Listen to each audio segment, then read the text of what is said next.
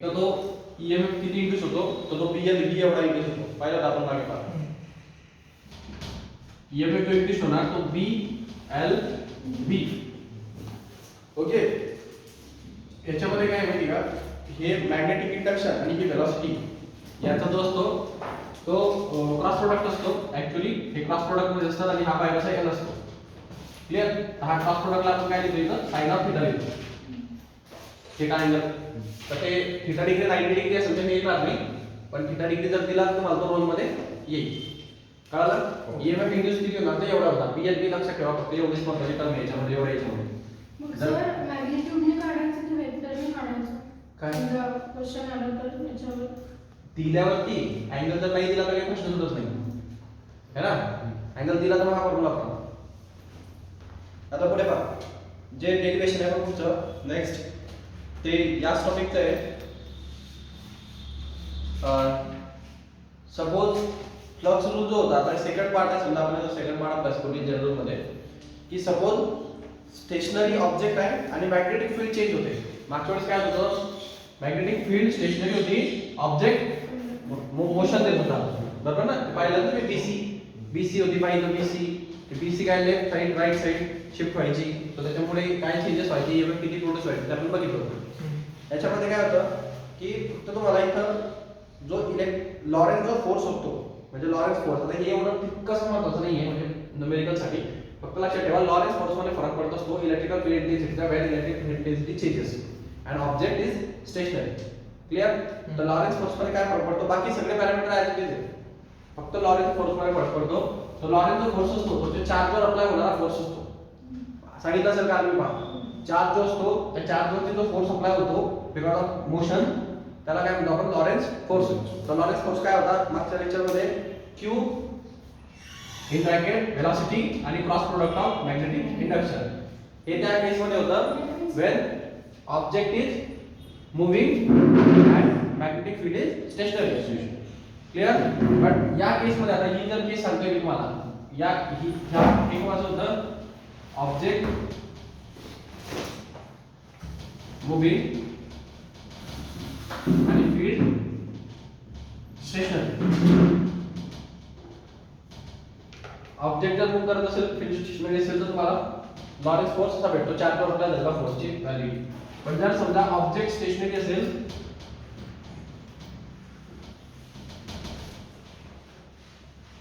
आणि field changing असेल, म्हणजे फील्ड चेंज होते, आता कटिंग तर इथं पण होणार ना, दोघांपैकी काहीतरी चेंज झालं पाहिजे तेव्हा ते कटिंग होते आणि त्याच्यामुळे ईएमएफ इंड्यूस होतो.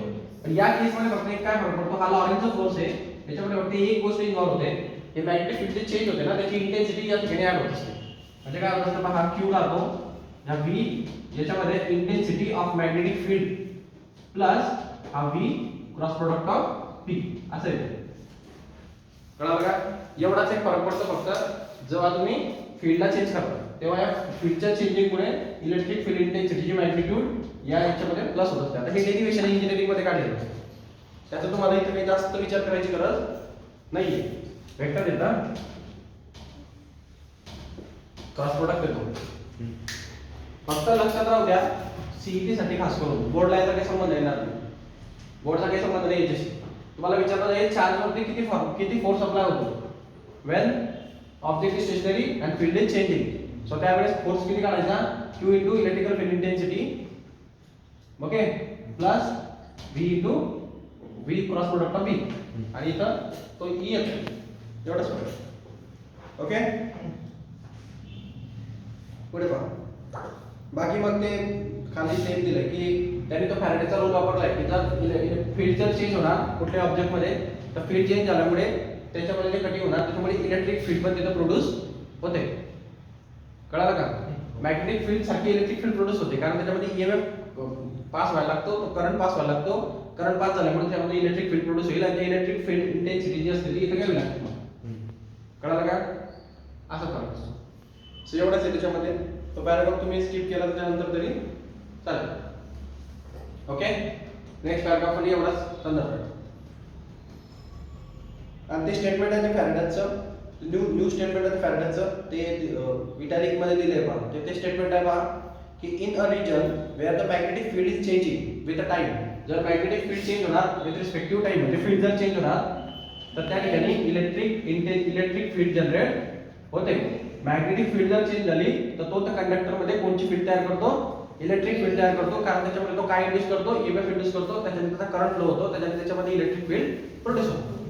इलेक्ट्रिक फील्ड कुठे प्रोड्यूस होते, एका कंडक्टर मधनं जेव्हा करंट पास होतो तेव्हा त्याच्या बाजूला इलेक्ट्रिक फील्ड प्रोड्यूस होत असते. सो होते की नाही याच्यामध्ये electric field produce, current pass होईल ना, सो इलेक्ट्रिक फील्ड प्रोड्यूस होणार. हे न्यू स्टेटमेंट झालं त्याचं जनरेटेड स्टेटमेंट, तेवढ्यावरती सबस्क्रिप्शन होतं. सेकंड पार्ट आहे पहा, motional EMF in the rotating bar. आतापर्यंत आपण जो स्टडी केला तो स्टडी कसा होता, जर का तो ट्रान्सलेट होत असेल, ट्रान्सलेट म्हणजे काय, स्लाइड होत असेल इकडे इकडे असा, आपण असं रोटेटिंग ऑब्जेक्टचा स्टडी केला का नाही. आपण कसा स्टडी केला, हा ऑब्जेक्ट आहे, हा असा ही समजा पूर्ण मॅग्नेटिक फील्ड आहे. ओके, हे पूर्ण मॅग्नेटिक फील्ड आहे इथं अशी परपेंडिक्युलर, आणि मी ऑब्जेक्टला असा कट करतोय, म्हणजे हा 90 डिग्री मध्ये कट होईल ना. हे बघा, ही अशी मॅग्नेटिक फील्ड आहे आणि हा असा होणार, म्हणजे 90 डिग्री होणार नाही तर. मग हे 90 डिग्री कटिंग आपण अशी स्लाइडिंग मोशन मध्ये पाहिजे. आता आपण कशी पाहणार आहे, हे 90 डिग्री जाईल, फक्त हा रोटेटिंग मोशन मध्ये राहणार. कळालं का? मग प्रत्येक वेळेला अँगल चेंज होईल. कळालं का? हा, इथं कसा अँगल फिक्स होता 90 डिग्री, आता फिक्स आहे का, असं झालं तर 90 डिग्री अँगल मध्ये आला पहा, काहीतरी अँगल आहे हा असा. अँगल प्रत्येक वेळेला चेंज होतोय रेडियस नुसार. मग आता इथं तुम्हाला ऑब्जेक्टची डायग्राम दाखवलेली आहे, त्या डायग्राम वरून क्लिअर होईल. एक ऑब्जेक्ट दाखवलेला आहे असा पहा फिगर मध्ये, त्याला इथं मी पिवोट केलेलं आहे. पिवोट म्हणजे समजतं ना, म्हणजे तो असा इथं फिक्स आहे आणि तो असा होईल. नाही कळालं? इथं फिक्स आहे, पिवोटेड, तो असा होईल ना, असा इथं त्याला खिळा मारून दिला तर असा होईल ना, तो रोटेट होईल ना असा पिवोटेड पॉइंटच्या अराउंड. त्याला पिवोटेड पॉइंट म्हणतात, जिथं तो ऍक्सिस बनवतो रोटेशन साठी. कळालं? इकडे पहा कृष्णा. नंतर याच्याकडे सगळी काय लावलेली मी, इलेक्ट्रोमॅग्नेटिक म्हणण्यापेक्षा मॅग्नेटिक फील्डच लावलेली आहे, मॅग्नेटिकच लावा. ओके, ही सगळी मॅग्नेटिक फील्ड कशी आहे, पेनिट्रेटिंग. ओके, म्हणजे काय, परपेंडिक्युलर टू द पेपर आहे, पेनिट्रेट करते ते डायरेक्ट अशी, म्हणजे अशी. कळालं का? अशी आतमध्ये जाईल अशी. हा, ते 2D फिगर आहे म्हणून त्याला असं दाखवलं जातं. क्लिअर? याच्यामध्ये तुमचा जो ऑब्जेक्ट आहे तो या बाजूने असा मूव्ह होणार इकडे, म्हणजे इकडे त्याची व्हेलॉसिटी असणार अशी, म्हणजे हा ऑब्जेक्ट असा असून तो असा होणार आहे. कळालं? Okay, next. सो ही जे मॅग्नेटिक फील्ड तुम्ही लावलेली इथं, ती मॅग्नेटिक फील्डची इंटेन्सिटी किती आहे, magnetic induction. Clear? Magnetic induction म्हणतात त्याला. मॅग्नेटिक इंडक्शन बी आहे, बी वेक्टर मॅग्नेटिक फील्ड. त्यानंतर तुमचं जे एक आपण परत तेच करणार, हा जो कंप्लीट जो ऑब्जेक्ट होता, त्या कंप्लीट ऑब्जेक्टची जी लेंथ होती त्याला आपण म्हणतो एल. क्लिअर? याच्यामध्ये आपण एक स्मॉल रेडियस कन्सिडर करणार. काय विषय की इथून हे रेडियसशी संबंध आहे आता, कारण रेडियस कंटिन्युअसली त्याची पोझिशन चेंज करणार आहे.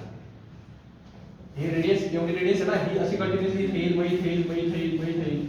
रेडियस हा वेक्टर असतो, त्याचे मॅग्नेट्यूड चेंज होत नाही, बट डायरेक्शन चेंज होते. डायरेक्शन चेंज झाल्यामुळे काय फरक पडेल, अँगल मध्ये डिफरन्स येईल ना, कंटिन्युअसली अँगल चेंज होईल, म्हणजे ऍक्च्युअल ईएमएफ मध्ये चेंज होईल. कळालं का? आता पुढे बघा. सो मी काय करतो, एक छोटीशी स्ट्रिप कन्सिडर करतो. ओके, आता ही कंप्लीट रेडियस, एवढी कंप्लीट रेडियस असणार, इथून इथपर्यंत कंप्लीट रेडियस असेल आर. ओके, समजा इथून इथपर्यंत, समजा मी या इथून इथपर्यंत पकडतोय, हे आर कंप्लीट रेडियस आहे, कंप्लीट इथपर्यंत पासून, म्हणजे या एका पॉइंटला मी कन्सिडर केलं, इथून कंप्लीट रेडियस आर पकडणार. मग तो पॉइंट प्रत्येक ठिकाणचा वेगवेगळा असेल ना, तर मी या पॉइंटला कन्सिडर केलं तर इथं आर रेडियस आहे, हा मोठा ट्रेड होणार आहे. पण मी काय करतो, मला कंप्लीट कधीच समजत नाही. मी फिजिक्स मध्ये कधी मला अभ्यास करताना कसं करतो, डेरिव्हेटिव्ह सॅम्पल स्पेस है ना, तर मी काय करेल, एक स्मॉल रेडियस घेईल डी आर. कळालं का? एवढी दिसते काय, म्हणजे एवढी कंप्लीट रेडियस आहे ऍक्च्युअली, पण मी त्याचा एक सॅम्पल स्पेस घेतला, sample space D R radius. Clear? D R रेडियसवर काय फरक पडतो, तो कशी कटिंग करतो त्याचा मी स्टडी करणार, नंतर इंटिग्रेट करून त्याला काढून घेईल. नाही कळलं? हा हे नॉर्मली आपलं मेकॅनिकल फिजिक्स आहे. इलेक्ट्रिकल हे मेकॅनिकल पासूनच तयार झालेलं आहे. त्याच्यामुळे त्याच्यात आणि याच्यात काही फरक नाही. रूल सगळे सेम आहेत. युनिव्हर्सल रूल असतात ना ते सगळे एनर्जीसाठी सारखेच असतात. एनर्जी फक्त फॉर्म चेंज करते, रूल थोडी चेंज करते. सो मेन गोष्ट तीच असते. मग इथून हे जेव्हा रोटेट होणार आहे असं व्ही व्हेलॉसिटीने, सो दॅट टाइम आपण डीआर एरिया कन्सिडर करणार. त्याच्यावर काय कॅल्क्युलेशन, किती फोर्स येतो, किती ईएमएफ डीआर एरियामुळे चेंज होतो, तो किती अँगल मध्ये असणार, तेव्हा किती ईएमएफ जनरेट होईल त्याच्याबद्दल आपण डिस्कशन करू. हे डायग्राम समजली का? पुन्हा एकदा सांगून देतो बघा. एक मॅग्नेटिक फील्ड होती बी वेक्टर होती, परपेंडिक्युलर असेल ती अशी, म्हणजे अशी इनसाइड जात असेल अशी. क्लिअर? या मॅग्नेटिक फील्ड मध्ये ही अशी मॅग्नेटिक फील्ड जर असेल अशी पेनिट्रेटिंग, त्याच्यामध्ये हा जो ऑब्जेक्ट आहे हा असा रोटेट होणार आहे. ओके, सो हा रोटेटिंग ऑब्जेक्टची रेडियस आहे r, त्याची वेलोसिटी आहे v, तो अँटी क्लॉकवाईज डायरेक्शनने रोटेट होतोय.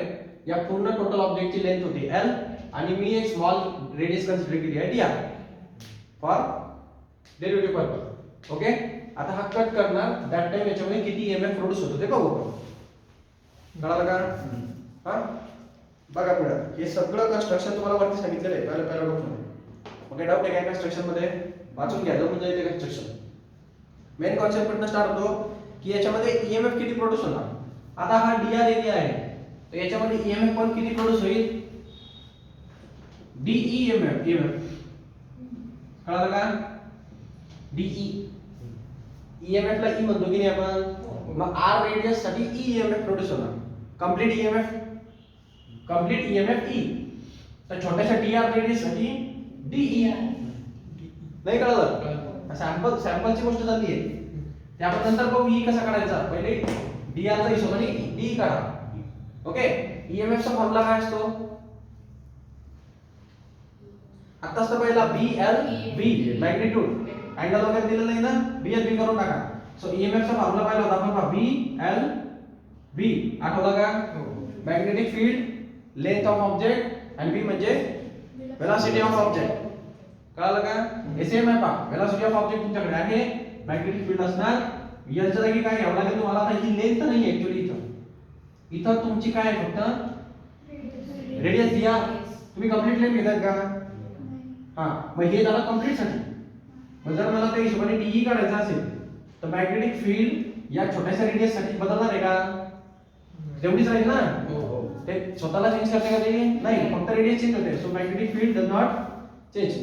इथं वेलोसिटी ऑब्जेक्टची, या पूर्ण ऑब्जेक्टची पण तेवढीच आणि याची पण तेवढीच आणि याची पण तेवढीच.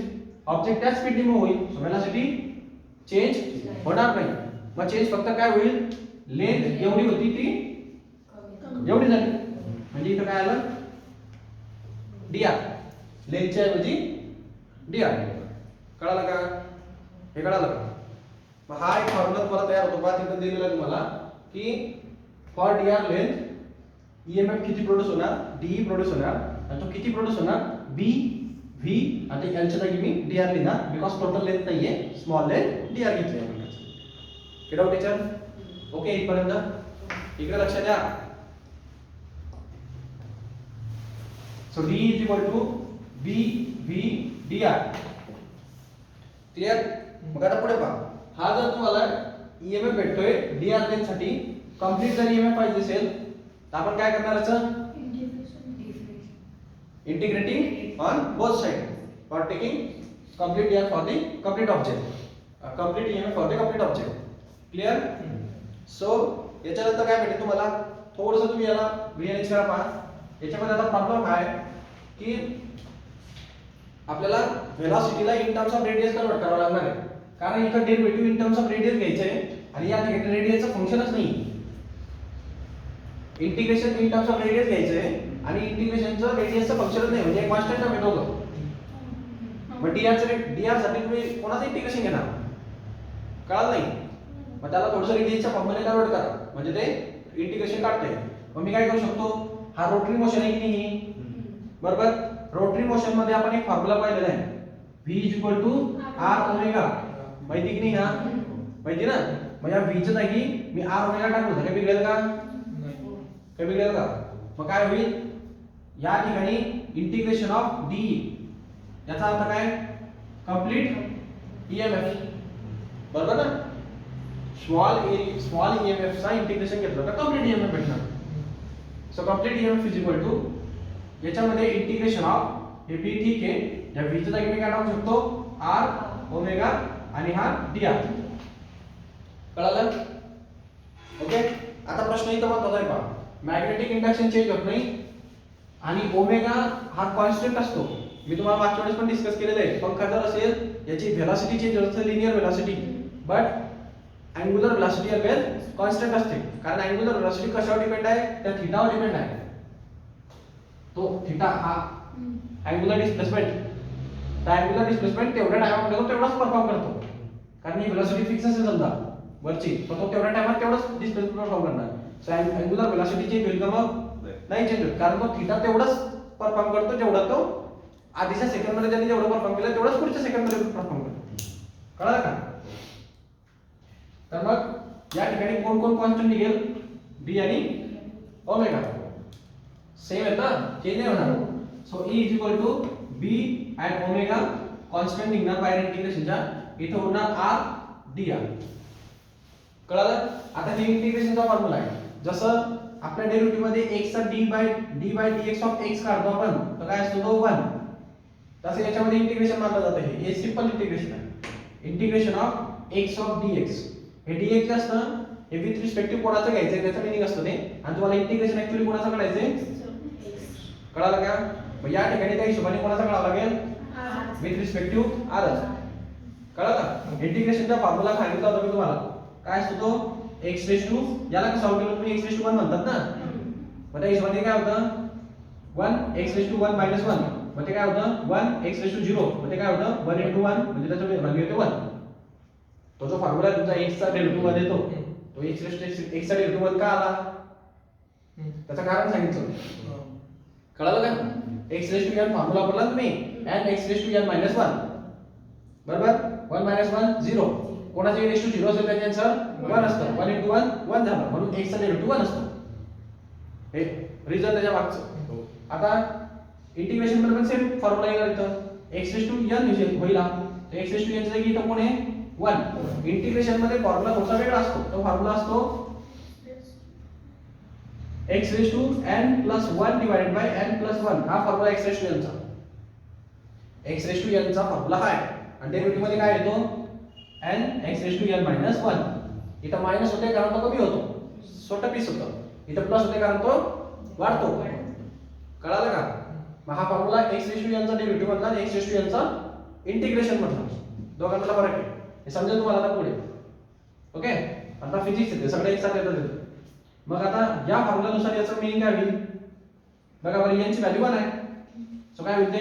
x raise to 1 plus 1 divided by 1 plus 1 is equal to x square divide by 2. कळालं? सो त्या हिशोबाने या ठिकाणी काय होणार? r चा स्क्वेअर डिवाइड बाय 2 येईल ना. x म्हणजे 10 येईल ना. मग इथं काय येणार? r square divide by 2. कळालं का? So EMF is equal to b omega, आणि याचं इंटिग्रेशन काय येतं? r square divided by 2. दिसते का तिथं आलेलं? हा. आता मुद्दा इथं महत्त्वाचा आहे की हे इंटिग्रेशन इनडेफिनेट इंटिग्रेशन होतं. तुम्हाला इन्फिनिटी पर्यंत जायचं आहे का ऑब्जेक्ट घेऊन? तुमचा ऑब्जेक्ट किती आहे? L. म्हणजे तुम्ही जास्तीत जास्त कुठपर्यंत जाऊ शकतात? रेडियसला वाढवत L पर्यंत जाऊ शकतात. मग हे लिमिट कुठून कुठपर्यंत? 0 टू L. कळालं का? असा फॅक्टर असतो. म्हणजे इथं लिमिट घ्यावं लागतं 0 टू L. ओके. कळालं का? हे लिमिट इन्फिनिटी पर्यंत गेलो असतो काही प्रश्न नव्हता, पण हा ऑब्जेक्ट L लेंथ पर्यंतच संपतो. मग लिमिट टाकावं लागेल ना, बरोबर.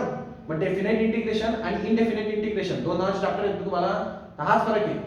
हे लिमिट नसेल तर तो इनडेफिनेट इंटिग्रेशन झाला, म्हणजे इन्फिनिटी पर्यंत घेऊन जातो बरोबर आहे. आणि जर तो डेफिनेट करायचा असेल, एका पर्टिक्युलर पार्टसाठी रेस्ट्रिक्ट करायचं असेल, तर आपण त्याला डेफिनेट इंटिग्रेशन म्हणतो. पण त्याच्यामध्ये हे लिमिट आलं पहा, 0 पासून म्हणजे रेडियस 0 असेल इथं, आणि इथून जास्त रेडियस इथपर्यंत L पर्यंत येणार. बस काय फरक पडणार आहे? जास्तीत जास्त रेडियस L होऊ शकते आणि कमीत कमी 0 होऊ शकते. याच्यामध्ये राहणार ते काय. मग हे इंटिग्रेशन मध्ये असं दाखवलं 0 टू L. मग आता इकडे बघा. आता हा तुमचं इंटिग्रेशन आलेलं होतं इंडेफिनेटचं. मग डेफिनेट इंटिग्रेशन मध्ये तुम्ही फक्त काय चेंज करतात? Chapter as it is same आहे. हे एवढं जे काढलं तुम्ही इंडेफिनाइट इंटिग्रेशन, त्याला फक्त हे अप्पर लिमिट लावा आणि लोअर लिमिट लावा वरती आणि खाली. मग काय फरक पडतो? हे अप्पर लिमिट एकदा या आरच्या जागी टाकावं लागतं, लोअर लिमिट एकदा आरच्या जागी टाकावं लागतं. म्हणजे x च्या जागी जसं इथे x च्या जागी टाकावं लागेल इथं r च्या जागी टाका. म्हणजे काय होईल इथं E b ओमेगा, या ठिकाणी एकदा r च्या जागी l टाकणार, अप्पर लिमिट सबस्टिट्यूट करायचं म्हणजे l² डिवाइडेड बाय 2 मायनस करायचं. हा रूल असतो upper limit minus lower limit. मग लोअर लिमिट काय 0 टाकावं लागेल, 0 चा स्क्वेअर डिवाइड बाय 2. कळालं का हे? हा हे झालं डेफिनेट इंटिग्रेशन सॉल्व करणं. हे पर्यंत इंडेफिनेट होतं, आता डेफिनेट सुरू झालं.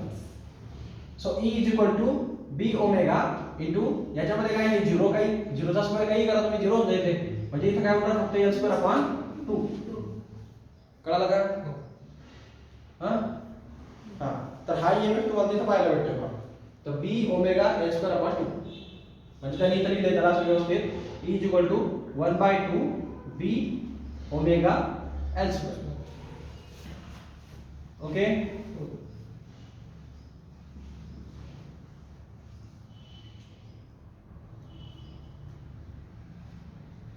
तर हे फॉर्म्युला तुमचे पाठ असले पाहिजे. जर ऑब्जेक्ट ट्रान्सलेटिव्ह मोशन परफॉर्म करली किंवा समजा स्लाइडिंग मोशन परफॉर्म करेल म्हणजे असं पुढे मागे होईल, तर त्याच्यामध्ये ईएमएफ किती प्रोड्यूस होतो? बी एल व्ही. कळालं का? आणि जर ऑब्जेक्ट रोटरी मोशन परफॉर्म करेल, ओके, तर त्याच्यामध्ये ईएमएफ किती प्रोड्यूस होतो? 1/2 बी ओमेगा l². कळालं? ज्याला काहीच संबंध नाही तरी फॉर्म्युला तरी कमीत कमी लक्षात ठेवा, तेवढं तरी अपेक्षित आहे. बाकी मग हे डेरिव्हेशन तुम्हाला नाही जरी कळालं तरी चालतो. ओके. हे फक्त असं आहे की पण तुमचं कॉन्सेप्च्युअली क्लिअर असलं तर छान राहतं. म्हणजे सीटी मध्ये व्हॅरिएशन जरी झाले तरी आपल्याला टॅकल करता येईल. कळलं आपण? ओके. हे दोन्ही फॉर्म्युला हायलाइट करा. हा आणि हे इंटिग्रेशन तुम्ही आता शिकताच आहे तिथं डेरिव्हेटिव्ह मध्ये, म्हणजे इथं पण इंटिग्रेशनचा फायदा होतो तुम्हाला. नोट्स काढत चला. चला आता पुढे पहा. आता डायरेक्ट इथून स्किप केलेलं आहे त्यांनी 8 पर्यंत. त्यानंतर जो पुढचा पार्ट आहे तो इम्पॉर्टंट पार्ट आहे आपल्यासाठी, आणि मग ट्रान्सफॉर्मर म्हणजे चॅप्टर जवळपास फिनिश झाला जातो. आता पुढे पहा. हा पण एक डेरिव्हेशन तुम्हाला हे विचारू शकता एखादं, ज्याच्यामध्ये खूप फॉर्म्युले आहेत आणि इथं न्यूमेरिकल बनण्याचे चान्सेस खूप जास्त आहेत. Induction and energy transfer. जो नेक्स्ट टाइप आहे 12.9 नावाचा जो टॉपिक आहे पहा, दिसतोय का? हो. हा याच्यामध्ये तुम्हाला कॉम्पिटिटिव्ह एक्झाम खूप जास्त फोकस करेल. म्हणजे बोर्डचं तितकंसं महत्व नाहीये, बट कॉम्पिटिटिव्हचं खूप महत्व आहे. मधातलं स्किप आहे सर. हा माझा स्किप केले. कॉम्पिटिटिव्हचा खूप इम्पॉर्टन्स रोल इथं प्ले होईल, कारण या ठिकाणी काय आहे खूप व्हेरिएशन आहे, एकमेकांमध्ये मर्जिंग आहे. वर्क डन, पॉवर, इलेक्ट्रिकलचं वर्क डन, मेकॅनिकलचं वर्क डन, त्यांचं मर्जिंग केलेलं आहे. सो ऑब्वियसली इथं क्वेश्चन होण्याचे चान्सेस वाढतात. कॉम्पिटिटिव्हला बोर्डची शक्यता कमी. Okay.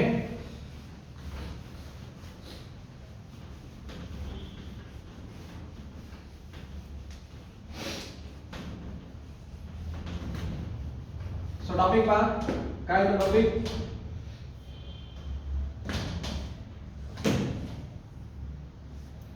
Induction end energy transfer. Induction end energy transfer माझा टॉपिक आहे पहा. तो टॉपिकच्या नावामध्ये त्याचं मीनिंग समजून जातं तुम्हाला. इंडक्शन कसं होतं आणि एनर्जीचं ट्रान्सफर कसं होतं, mechanical to electrical, electrical to mechanical. म्हणजे जिथे एनर्जी ट्रान्सफर आली तिथे इम्पॉर्टंट क्वेश्चन जनरेट होऊन जातो. कारण सर्वात महत्त्वाचं लिंक येते, लिंकेज आहे ना ते, mechanical to electrical, electrical to mechanical.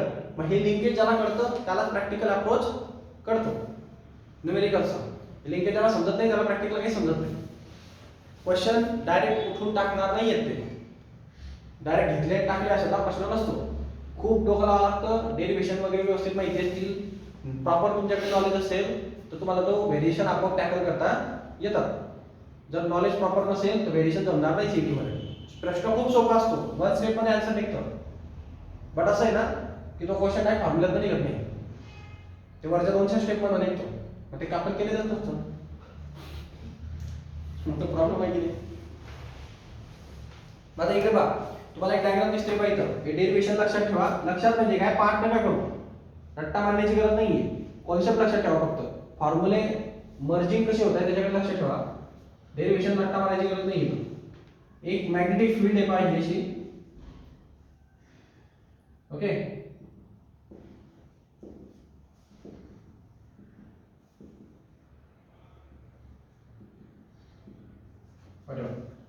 अशी मॅग्नेटिक फील्ड आहे, त्याच्यामध्ये एक कंडक्टर आहे.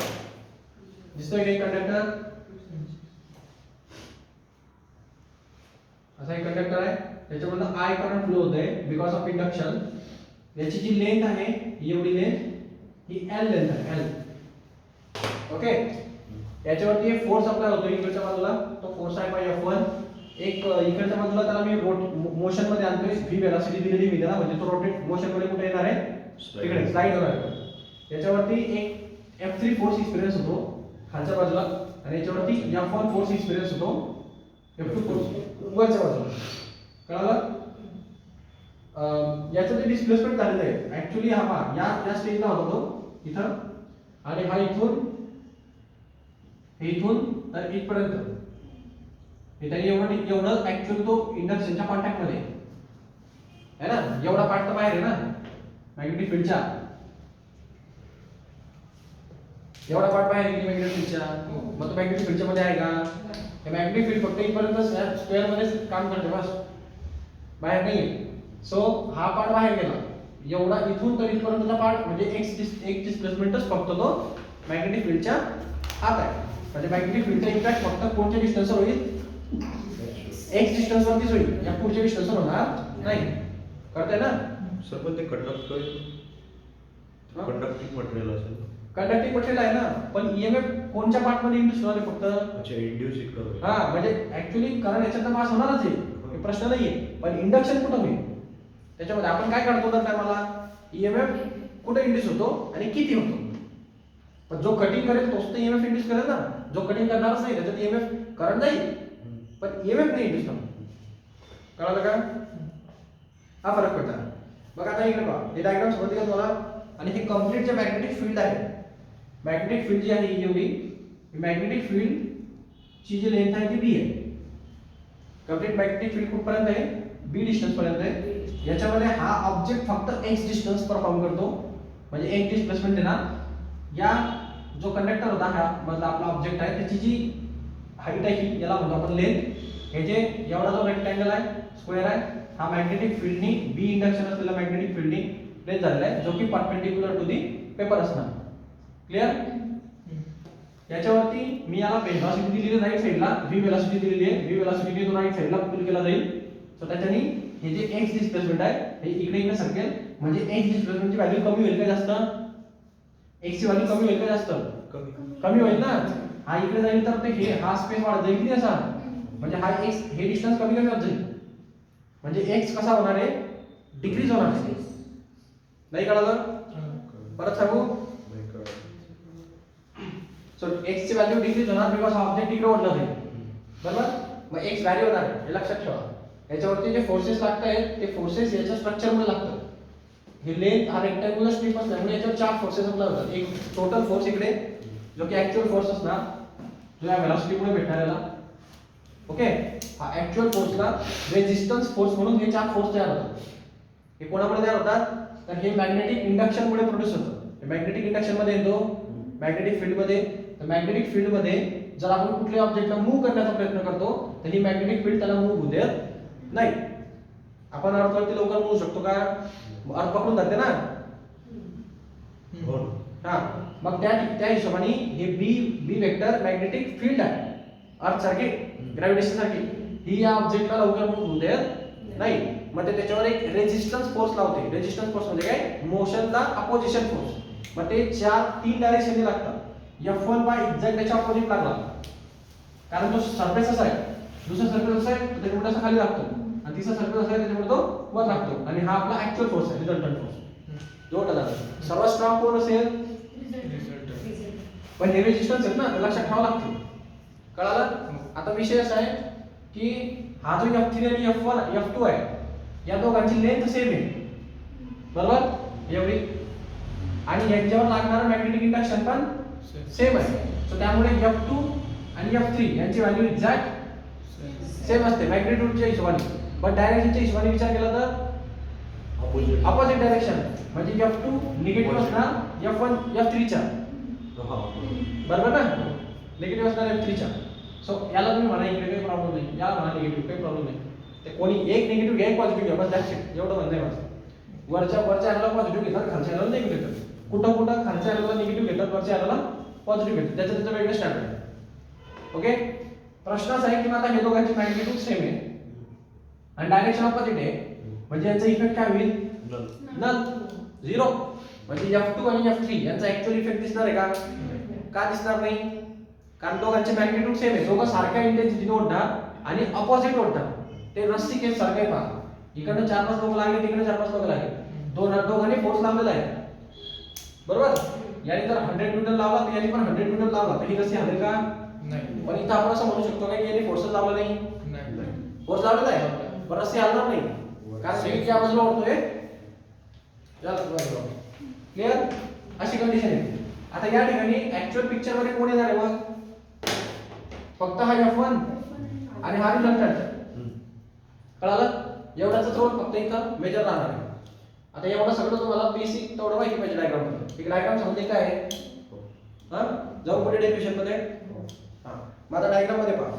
आता याने इथं सेकंड डायग्राम दिली का तुम्हाला? इंड्यूस्ड ईएमएफ, करंट आय करतो आणि collective resistance of the loop is खाली. हे पहा, एक डायग्राम दिली अशी, त्याच्यामध्ये एक ईएमएफ इंड्यूस केलेला आहे, हा रेजिस्टन्स आहे. ओके, इकडे एक इंड्यूस्ड ईएमएफ झालाय पहा E. सांगतो डायग्राम काय, त्यातनं एक करंट पास होतोय पहा I, आणि हा जो आहे हा रेजिस्टन्स आहे, कलेक्टिव्ह रेजिस्टन्स म्हणतात त्याला. कुठला रेजिस्टन्स आहे? Sir collective resistance. Okay, collective resistance म्हणण्याचा अर्थ काय? हा जो तुम्ही कंडक्टर वापरत आहे, काय मॅटर असतं माहिती का? तुम्ही ईएमएफ इंड्यूस करणार, काही डाऊट नाही याच्यामध्ये, ह्याच्यातनं करंट पण पास होणार, हे पण काही डाऊट नाही याच्यामध्ये. पण हा जो कंडक्टर तुम्ही वापरलाय, याचा रेजिस्टन्स, इंटरनल रेजिस्टन्स 0 आहे का? याचा इंटरनल रेजिस्टन्स 0 आहे का? नाही, तो कंडक्टर आहे, त्याचा स्वतःचा काहीतरी इंटरनल रेजिस्टन्स असतात, आणि तो इंटरनल रेजिस्टन्स या करंटला किंवा या ईएमएफला ऑपोजिशन करेल की नाही? मग जोपर्यंत तुमचा इंड्यूस्ड ईएमएफ या रेजिस्टन्स पेक्षा मोठा होत नाही, तोपर्यंत तुम्हाला तो डिटेक्ट होईल का? कळलं का? हा, मग आपल्याला आपल्या कॅल्क्युलेशन मध्ये या रेजिस्टन्सला पण इम्पॉर्टन्स द्यावा लागतो. हा रेजिस्टन्स कोणाचा आहे? हा कलेक्टिव्ह रेजिस्टन्स आहे कॉइलचा, ऑब्जेक्टचा किंवा कॉइलचा म्हणा तुम्ही, कंडक्टरचा इंडक्टन्स. इंटरनल रेजिस्टन्स म्हणून घ्या सगळ्यांचा मिळून. आता ते भरपूर ऑब्जेक्ट आहेत असं, याचा वेगळा, याचा वेगळा, याचा वेगळा, याचा वेगळा, पण आपण एकच कन्सिडर केला तिथं स्कीमॅटिक डायग्राम मध्ये. हा, कळालं? एक रफ फिगर नाही. तर म्हणण्याचा अर्थ आहे माझा की त्या इंटरनल रेजिस्टन्सला, कलेक्टिव्ह रेजिस्टन्सला ओव्हरकम केल्याशिवाय तुम्हाला डिटेक्ट नाही होणार. सो त्यामुळे त्याला पिक्चर मध्ये यावं लागतं. ओके, पुढे पाहता. आता इथून तुमचं खरं डेरिव्हेशन स्टार्ट होतं. हे इथपर्यंत एकदम क्लिअर आहे, काय करणार आहे, कसं करणार आहे, कोण कोणाला ओढणार आहे, काय. ओके, आता पुढे पहा. या ठिकाणी सर्वात महत्त्वाची गोष्ट आहे, आपल्याला काढायचं आहे, आपल्याला ऍक्च्युअली प्रूव्ह काय करायचं, आपल्याला काय करायचं आहे, पॉवर जी काय जनरेट होते याच्यामध्ये, ती सगळीची सगळी मेकॅनिकल पॉवर, ही सगळीची सगळी हीट लॉस करते. ओके, म्हणजे हे जे सर्किट असतं याच्यामध्ये जेवढी पॉवर जनरेट होत असते तेवढी पॉवर ते हीट लॉस करत असते. म्हणजे याच्यामध्ये हीट होत असते एक कटिंगमुळे. म्हणजे हा जो ऑब्जेक्ट जो पुढे मागे होतो ना, तर हा ऑब्जेक्ट काय होणार? गरम होणार. आलं का लक्षात? कटिंगमुळे गरम होतो, गरम होऊन जातो, जनरेटर वगैरे गरम होऊन जातो फटाफट. त्याला कंडेन्सर वगैरे लावलेले असतात बाजूला पहा, रेडिएटर वगैरे, जनरेटर वगैरेला, मोटरला. रेडिएटरची गरज काय पडते? मोटरला नसतं सर, मागच्या बाजूने असेल दाढी बिडी, फॅन असतो. मग ते फॅनची गरज काय पडली त्याला? तर ते जो सगळा मॅटर आहे, ते हे कंडक्टर जेव्हा कटिंग करत राहतं ना, तेव्हा ते इतकं गरम होतं त्या कटिंगच्या फ्रिक्शनमुळे, त्या प्रोसेसमुळे, की ते पूर्ण पॉवर हीट लॉस मध्ये बाहेर निघते. आला लक्षात? पॉवर त्याच्यामध्ये कटिंग मध्ये, मेकॅनिकल वर पूर्ण हीट लॉस मध्ये बाहेर निघते. पण ते हीट लॉस आपल्याला काढून घ्यावा लागतो, पंखा बिंका लावून, रेडिएटर वगैरे लावून. सो तो वेगळा पार्ट आहे. आता इथे ते डेरिव्हेशन आहे की ते पॉवर किती लॉस होते. कळाला का क्वेश्चन? आता हे सगळं काढणार आपण त्यासाठी. ते तर मटेरियलवर पण डिपेंड करत. मटेरियलवर डिपेंड आहे, पण मग या ठिकाणी तुम्ही रेजिस्टर घेतलाय त्याचा. हो. मटेरियल मध्ये प्रॉब्लेम असते, मटेरियलचा नेमका काय प्रॉब्लेम आहे? इंटरनल रेजिस्टर आहे ना तुमच्याकडे इथं. ऍज पर मटेरियल तो चेंज होणार. कळालं का? पुढे पहा. आता महत्वाची गोष्ट, पॉवर जर मला काढायची असेल तर मी काय काढेल? पॉवर म्हणजे काय असतं? मेकॅनिकल मध्ये work per unit time. Work per unit time indirectly तुम्ही त्याला म्हणा rate of work. Clear? Rate of work म्हणजे पॉवर. क्लियर? ते शब्द लक्षात ठेवून घ्या. कॅपॅसिटी टू डू वर्क म्हणजे एनर्जी आणि रेट ऑफ वर्क म्हणजे पॉवर. क्लियर? मग हे वर्क पर युनिट टाइम म्हणजे पॉवर म्हणते आपली. आता याच्यामध्ये वर्कचा जर आपण फॉर्म्युला टाकायचा म्हटला तर वर्क म्हणजे काय असतं? Force into displacement divided by time असं होईल ते. फोर्स इनटू डिस्प्लेसमेंट म्हणजे वर्क असतं. क्लियर? माहिती नाही? पुढे जाऊ आता. हे शिकवलं मी तुम्हाला. मग आता याच्यामध्ये अजून एक गोष्ट, तुम्हाला एक पॉवरचा फॉर्म्युला तयार होतो in terms of force and velocity. तो कसा तयार होतो का? हा फोर्स तर नाही, तर force but displacement with respect to time म्हणजे काय? वेलोसिटी. म्हणजे तुम्हाला एक पॉवरचा वेगळा फॉर्म्युला भेटला, तो भेटला force into velocity equal to power असते. कळलं का? हा फॉर्म्युला लक्षात ठेवा. याला मार्क करून घ्या स्टेटमेंट. क्लियर? स्टेटमेंट नंबर 1 पॉवरचा फॉर्म्युला हे काढायचं आपल्याला शेवटी. आपण आता काय करणार? आपण टार्गेट असणार की वेलोसिटी काढा आणि फोर्स काढा, त्याचं टाका आणि ते शेवटी काढा. आता आपण हे काढू. तर प्रश्न इथं असा आहे की मला जो फोर्स लागतो, तर मी या ठिकाणी काय करणार आहे? याला मूव्ह करणार आहे पास. ओके, ते दिले तुम्हाला तिथे पूर्ण प्रोसिजर की मी याला वेलोसिटीने मूव्ह करणार आहे F फोर्स लावून. मग त्यानंतर काय होईल? याचं जे x डिस्प्लेसमेंट आहे ते डिक्रीज होणार. बरोबर ना? आणि जर ही कटिंग कोणी हे मॅग्नेटिक इंडक्शनच्या मॅग्नेटिक फील्डला कट करेल हा conductor because of motion, sliding मोशनमुळे. त्याच्यामुळे या कंडक्टर मध्ये काय होईल? करंट फ्लो व्हायला लागेल बिकॉज त्याच्यामध्ये ईएमएफ इंड्यूस होईल. तो ईएमएफ किती इंड्यूस झाला? तर ई इंड्यूस झाला. त्याचा करंट किती पास होतोय? तर आय पास होतोय. ओके, हे सगळं लिहिलंय तिथं. त्याच्यात 2-3 पॅराग्राफ. मग खाली काय येणार तुमचं? तर मेजर करून तुमचा इथे येतो की इंड्यूस ईएमएफ किती झाला. मग आता ते डायरेक्ट जरी घेतलं तरी चालेल, ते तुम्हाला ऑलरेडी माहिती आहे. ते तुम्ही सगळं व्यवस्थित काढलेलं आहे. ई ची व्हॅल्यू काय असते? बी एल व्ही. आठवलं का? हे डायरेक्ट घ्या तुम्ही, काही अडचण नाही. जर डेरिव्हेशन घ्यायचं असेल तर मग ते 5 पासून चालू करा. E = d∅/dt आणि मग ते phi ची व्हॅल्यू टाका आणि मग सॉल्व करा. phi म्हणजे काय? b असतो, म्हणजे ba म्हणजे काय? lx असतो. चालू करा. ओके, तर तिथे दिलेलं आहे सगळं. ओके, सो डायरेक्ट ईएमएफ किती इंड्यूस होणार? तर bl इंड्यूस होणार. मी डायरेक्ट घेतो, तिथे दिलेलं आहे डेरिव्हेशन, तुम्हाला समजून जायचं काय दिलंय. ओके, तर BLB ईएमएफ तुमच्या याच्यामध्ये इंड्यूस होणार आहे. आता राहिला प्रश्न BLB नंतर करंटचा. आपल्याला काय करंट लागणार याच्यामध्ये. ओके, मला जर करंट फाइंड करायचं असेल, हे मी याच्यासाठी काढतोय, तुम्हाला कळेल पुढे फोर्स आणि वेलोसिटीसाठी करंट का लागतो. ओके, पॉवरचा एक फॉर्म्युला असतो लॉचा I²R. आपण पहिले करंट काढून घ्या. करंट काय असतं? करंट म्हणजे काय असतं? According to Ohm's law. According to Ohm's law काय असतं करंट? हॅलो, हा सर. हो हो, येऊ द्या. हो,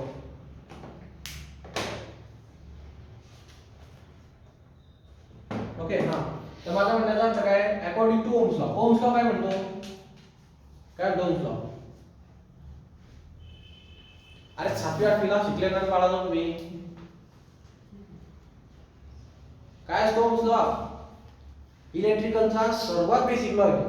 त्याच्यापासून इलेक्ट्रिकल स्टार्ट होते. इलेक्ट्रिकल म्हणजे तिथून स्टार्ट होते ओम्स लॉ पासून. त्याच्यानंतर बाकी सगळ्या गप्पा करतात लोक. पहिले ओम्स लॉ शिकतात. आता सांगतो, तर पुढच्या वेळेस सांगणार नाही बरं का.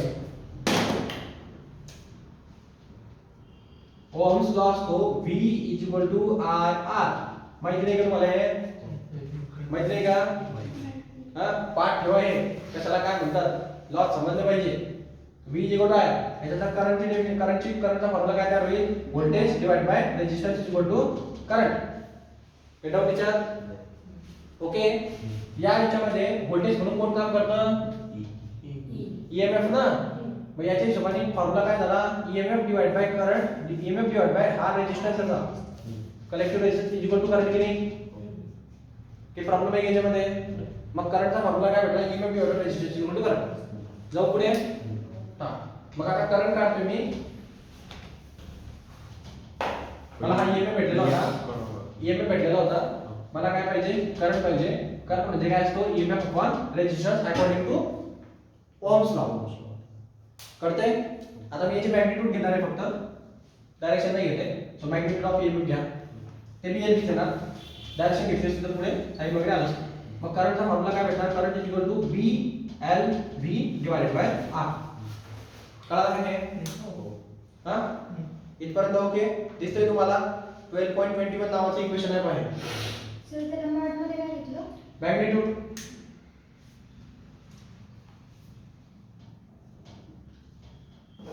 ओके, हा निघाला करंट पार्ट. हे करंट काय काढलं, ईएमएफ काय काढलं, पॉवर काय काढली, याची सर्वांची उत्तर तुम्हाला भेटतील खाली. ते सगळं वर्ष होणार आहे. आता इकडे बघा, पुढे काय आहे की आता या सेगमेंट मध्ये हे फोर्सेसचं जे मी तुम्हाला सांगितलं होतं की आता या ठिकाणी तो फोर्सेस मध्ये येणार, कारण ऑब्विसली त्याला वर्क डन वगैरे काढायचे. सो तो काय म्हणतो, फोर्स इनटू डिस्प्लेसमेंट घेतल्याशिवाय तो वर्क डन भेटणार नाही. सो या ठिकाणी तो म्हणणार की फोर्सेसचा ऍक्च्युअली इम्पॅक्ट काय आहे.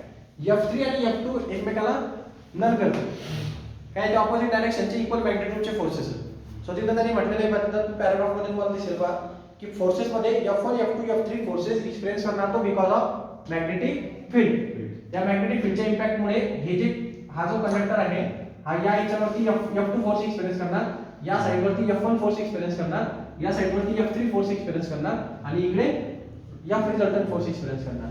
याच्यामध्ये F3 आणि F2 इक्वल असल्या कारणाने ऑपोजिट डायरेक्शन असल्या कारणाने नलिफाय होऊन जातील. ओके, सो रोड फक्त राहिला F1 आणि F चा. विदाउट टीचर हे सर्व त्या पॅराग्राफ मध्ये लिहिलेलं आहे. त्यानंतर हा एक जो फॉर्म्युला आहे तुम्हाला, हा एक फॉर्म्युला तुम्हाला माहिती असला पाहिजे की जेव्हा फोर्स अप्लाय होतो,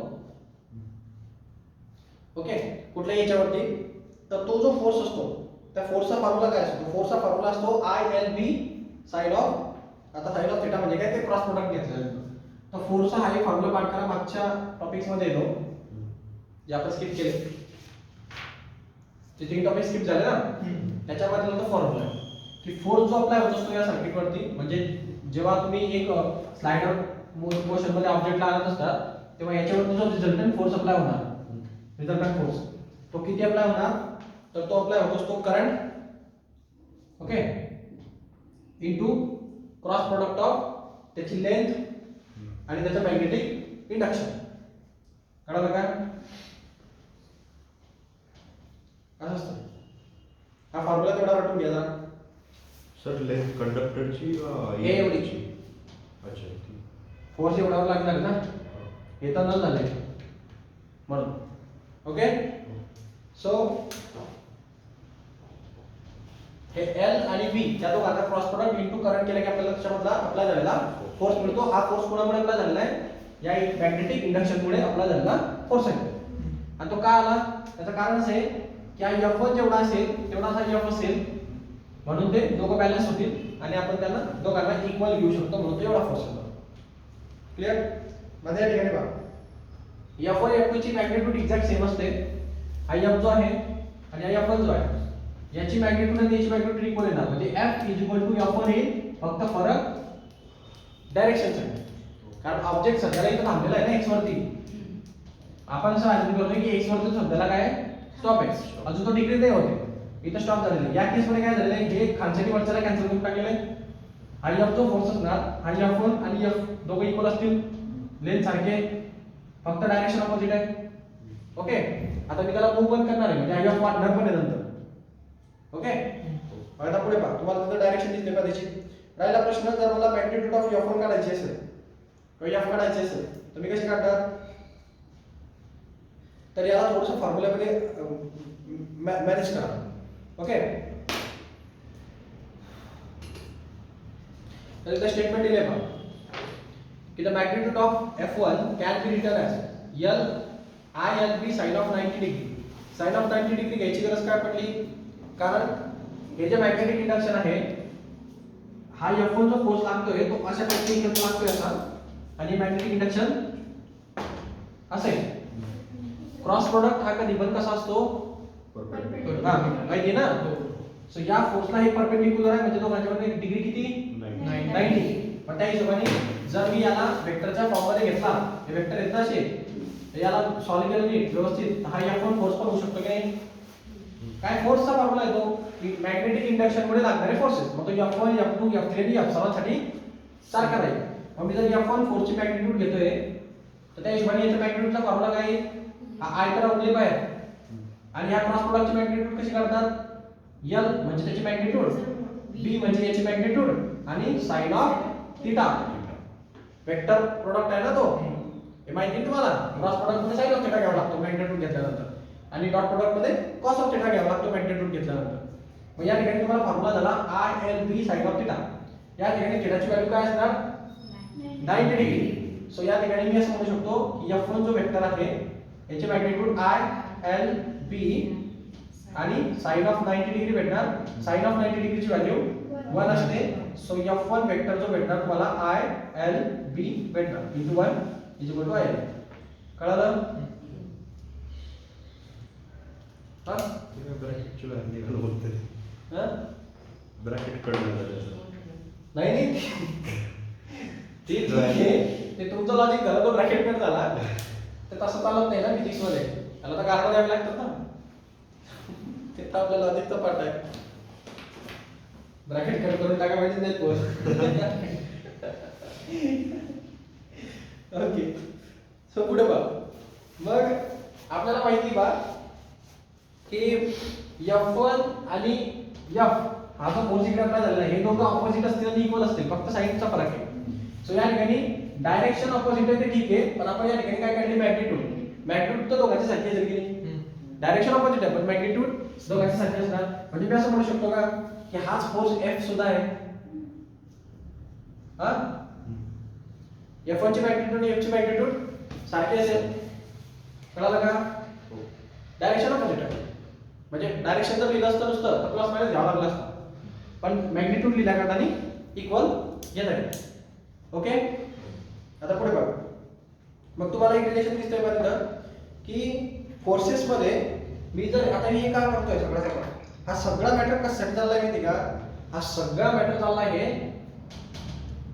पॉवर काढण्यासाठी. याच्यामध्ये काय लागतंय तुम्हाला? दोन गोष्टी लागतात, फोर्स आणि वेलोसिटी. बरोबर की नाही? याच्यासाठी हे सगळे मोठं आहे. तर याच्यामध्ये सर्वात महत्त्वाची गोष्ट काय पाहिजे आपल्याला?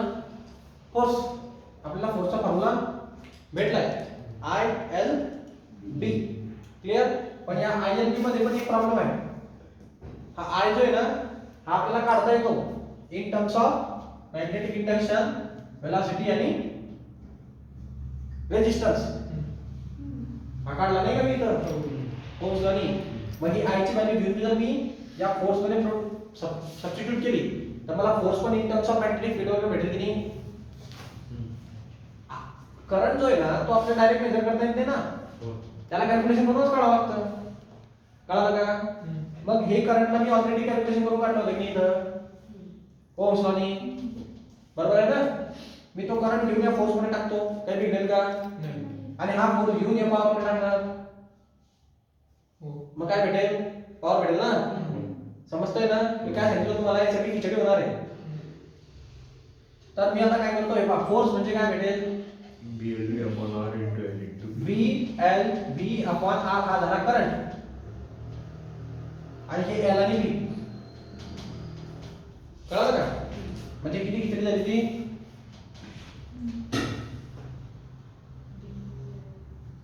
ते तुम्हाला बरंच असं काहीतरी भेटतंय पहा. BLB आता याच्यामध्ये हे ऍक्च्युअली स्मॉल एल घेतलं गेलं माझ्याकडनं, कॅपिटल एल घेतलं गेलं पाहिजे कारण इथं आपण कॅपिटल एल कन्सिडर केलं है ना. स्मॉल एल इथं आहेच नाही, ते आपण फक्त फॉर्म्युला घेताना लेन्थसाठी स्मॉल एल घेतलेलो म्हणून असतं. आता या कन्सिडरेशननुसार इथे काय पाहिजे? कॅपिटल एल लेन्थ पाहिजे. ओके. मग ठीक आहे. मग आता काय होईल पहा, IL into L L square, G into B B square आणि फक्त B चा रेंज म्हणजे B square L square V divided by R is equal to force. V into B V square होईल. कुठे आहे व्ही? पॉवर मध्ये टाकलं. हा मग पण टाकू दे अजून. मग हे झाला तुमचा फोर्स, करेक्ट. आता हा फोर्स घ्यायचा आणि पॉवर टाकायचा, कळतंय ना? मग पॉवर काय भेटणार? Power v square L square v upon r into v. So त्याचा ऍक्च्युअल मिनिंग भेटणार तुम्हाला v square L square v square divided by r. पाहा, कळालं? हा एंड फॉर्म्युला आहे. हा एंड फॉर्म्युला. ओके, तुम्ही सांगितलं होतं तुम्हाला भरपूर खिचडी होणार आहे ती. तर खिचडी याच्यामुळेच आहे. हा न्यूमेरिकल तुम्हाला डेरिव्हेशन साठी महत्त्वाचा नाहीये. आणि हे जे कार्यक्रम आहे ना सगळा हा सीईटी साठी महत्त्वाचा आहे. याच्यामध्ये काय आहे, तुम्हाला करंट सुद्धा विचारू शकतात, तुम्हाला ईएमएफ काढा सुद्धा म्हणू शकतात, तुम्हाला फोर्स काढा सुद्धा म्हणू शकतात, तुम्हाला पॉवर काढा सुद्धा म्हणू शकतात. आता तुम्ही जर समजा कॉम्पिटिटिव्हच्या हिशोबाने गेले, नुसते प्रट्टावाला फॉर्म्युला जर तुम्ही फक्त पॉवर काढणार आणि मी जर तुम्हाला विचारला प्रश्न की मला करंट पाहिजे, तर मग काय करणार तुम्ही? सर तेवढे फॉर्म्युले लर्न करावं. मग तेवढं रद्द करून घ्या. लिंकेज. ओके, दोन पेपा, पॉवरचा लक्षात ठेवा, करंटचा लक्षात ठेवा, फोर्सचा लक्षात ठेवा आणि हा लक्षात ठेवा. एवढे फॉर्म्युले तुम्हाला माहिती आहेत. आणि त्यासाठी शिकवावं लागतं की कोण कशामध्ये कसं इंटरलिंक आहे ते समजलं पाहिजे. ओके, असं बघा चॅप्टर. आता पुढे पहा. तर rate of production of heat energy मी तुम्हाला सांगितलं होतं का, हे कशासाठी चाललंय सगळं, किती हीट एनर्जी बाहेर पडते. म्हणजे मला किती रेडिएटर तिथं लावावं लागेल, किती एनर्जीचं किती ते समजलं पाहिजे ना आपल्याला, आहे की नाही? मग आता मी तुम्हाला काय सांगितलं होतं, ही जी पॉवर तो जनरेट करतो हे कटिंग मुळे, ही सगळी पॉवर तो कशात सोडतो बाहेर? हीटच्या फॉर्म मध्ये. म्हणजे माझं म्हणण्याचा अर्थ सिम्पली की पॉवर जे असणार ते इनडायरेक्टली हीट असणार, बरोबर?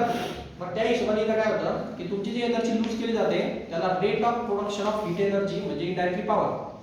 या सर्किट मध्ये rate of production of heat energy, जे काही हीट एनर्जीचं प्रोडक्शन होतं ते इनडायरेक्टली काय असते? पॉवर असते. पॉवरचा जो हीट एनर्जीचा लॉसचा जो फॉर्म्युला इलेक्ट्रिकल मध्ये, तर हीट एनर्जी लॉसचा फॉर्म्युला ऑलवेज इलेक्ट्रिकल सर्किट मध्ये हा फॉर्म्युला वापरला जातो. हीट लॉस कोणी पण म्हटलं इलेक्ट्रिकल सर्किट मध्ये हीट लॉस, तर तो फॉर्म्युला असतो I स्क्वेअर R. कळालं का? I square R. मी तुम्हाला मागे एक फॉर्म्युला सांगितला असेल का? I स्क्वेअर आर सर हे त्याचा फॉर्म्युला काय झालं?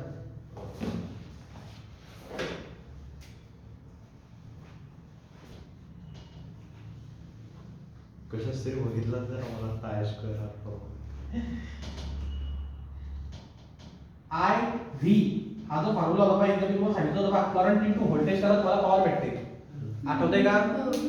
मी एकदा तुम्हाला सांगितलेलं आहे की इलेक्ट्रिकल मध्ये पॉवरचं जरा कॉम्प्लिकेशन आहे. पॉवर म्हणजे फोर्स इनटू वेलोसिटी पण असते, हे मेकॅनिकलचा पार्ट झाला. पण इलेक्ट्रिकल मध्ये पॉवरचा मेजर जो फॉर्म्युला वापरला जातो करंट इनटू व्होल्टेज. करंट आणि व्होल्टेज प्रोडक्ट केला म्हणजे तुम्हाला त्या सर्किटची पॉवर भेटते. आणि या ठिकाणी या व्होल्टेजला अकॉर्डिंग टू ओम्स ला कुठे गेला तो ओम्स ला लाईच कामाची गोष्ट आहे. इलेक्ट्रिकल गोष्ट नसता. V काय असतं IR. मग या व्होल्टेजच्या जागी मी IR टाकलं तरी भेटेल का?